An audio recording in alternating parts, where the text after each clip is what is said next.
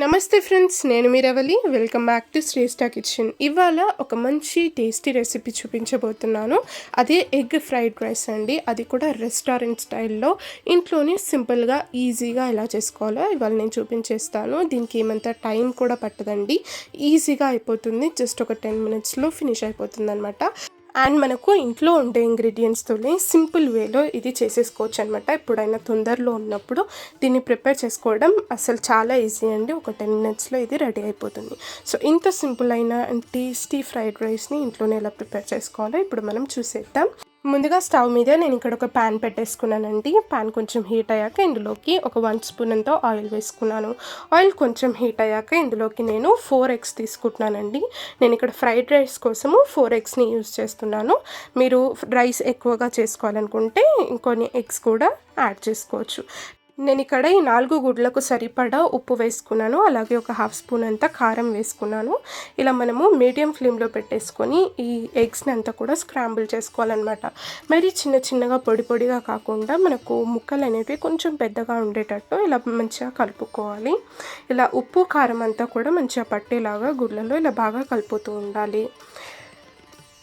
అలా అని ఎక్కువగా కలిపేస్తే అది మరీ ఇలా సన్నగా అయిపోతుందండి. ఎగ్ అలా కాకుండా ఇలా కొంచెం పెద్దగా ముక్కల్లాగా ఉండేలాగా చూసుకోవాలి. ఫ్రైడ్ రైస్లో ఇలా ఉంటేనే బాగుంటుంది. చూసారా, ఈ విధంగా ఎగ్స్ అన్నీ కూడా మంచిగా వేపుకొని దీన్ని మనం పక్కన పెట్టేసుకుందాం. ఫ్రైడ్ రైస్ ఎలా చేసుకోవాలో ఇప్పుడు చూసేద్దాం. నేను ఇక్కడ ఒక కడాయి పెట్టేసుకున్నాను. కడాయిలోకి ఒక 2 స్పూన్స్ అంతా ఆయిల్ వేసుకున్నాను. ఆయిల్ కాస్త హీట్ అయ్యాక ఇందులోకి ఒక 6-7 వెల్లుల్లి రెబ్బలు ఇలా దంచుకొని వేసుకున్నానండి. వెల్లుల్లి ఫ్లేవర్ ఇందులోకి చాలా బాగుంటుంది. ఆ తర్వాత నేను ఇక్కడ ఒక చిన్న ఉల్లిపాయని ఇలా సన్నగా కట్ చేసుకొని వేసుకున్నాను. ఉల్లిపాయ కొంచెం రంగు మారేంత వరకు బాగా కలుపుతూ ఉండాలి. చూసారా, ఉల్లిపాయలు ఇలా వేగాక నెక్స్ట్ ఇంగ్రీడియంట్స్ మనం ఇందులోకి యాడ్ చేసేసుకుందాం. సో ఈ ఫ్రైడ్ రైస్ కొంచెం హెల్తీగా చేసేందుకు నేను ఇక్కడ కొన్ని వెజ్జీస్ తీసుకున్నానండి. కొన్ని ఇక్కడ బీనీస్ ముక్కలు తీసుకున్నాను. అలాగే ఒక 1/2 క్యారెట్ని ఇలా సన్నగా తరుక్కొని తీసుకున్నాను.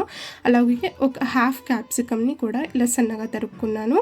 అలాగే ఒక చిన్న బౌల్ అంతా క్యాబేజ్ని కూడా ఇలా సన్నగా తరుక్కొని తీసేసుకున్నాను. ఇవన్నీ వేసుకున్నాక మనకు రుచికి సరిపడా నేను ఇక్కడ సాల్ట్ వేసేసుకున్నాను. ఇప్పుడు మనం మంటను హైలో ప్లేట్ పెట్టేసుకొని దీన్ని ఎక్కువగా మగ్గనీయకుండా ఒక 2 minutes వరకు దీన్ని ఇలా కలుపుతూ మగ్గిస్తే సరిపోతుందండి. ఈ వెజిటేబుల్స్ అనేటివి మనకు క్రంచీగా ఉంటేనే బాగుంటుంది. ఫ్రైడ్ రైస్లోకి ఎక్కువగా మగ్గనీయకుండా కొంచెం ఒక 1-2 minutes పాటు మగ్గిస్తే సరిపోతుంది. ఇవి అన్నీ కూడా ఇలా మగ్గాక ఇందులోకి నేను రైస్ వేసేసుకుంటున్నాను. ఒక ప్లేట్ అంతా ఇలా రైస్ వేసుకున్నాక మీది నుండి మనము ఒక 1 teaspoon అంతా పెప్పర్ మిరియాల పొడి వేసుకోవాలి. అలాగే మనకు రైస్కి సరిపడా మొత్తం కూడా నేను ఇక్కడ ఉప్పు యాడ్ చేసుకున్నాను.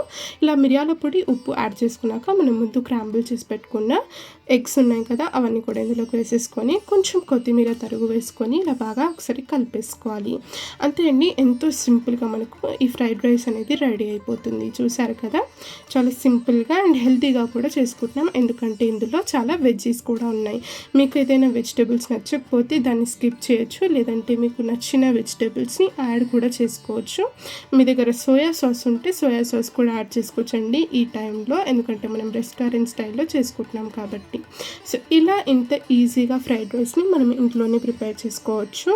చూసారు కదా ఎంత టేస్టీగా కనిపిస్తుందో. మీరు కూడా తప్పకుండా ట్రై చేసి మీకు ఎలా కుదిరిందో నాకు కామెంట్ సెక్షన్లో తెలపండి. పిల్లలు అయితే చాలా ఇష్టంగా తింటారండి దీన్ని. వాళ్ళకి స్కూల్కి కూడా కట్టేసి ఇచ్చేయచ్చు, చాలా హ్యాపీగా ఫీల్ అవుతారు. మరొక మంచి వీడియోతో మళ్ళీ వస్తాను. Thank you for watching.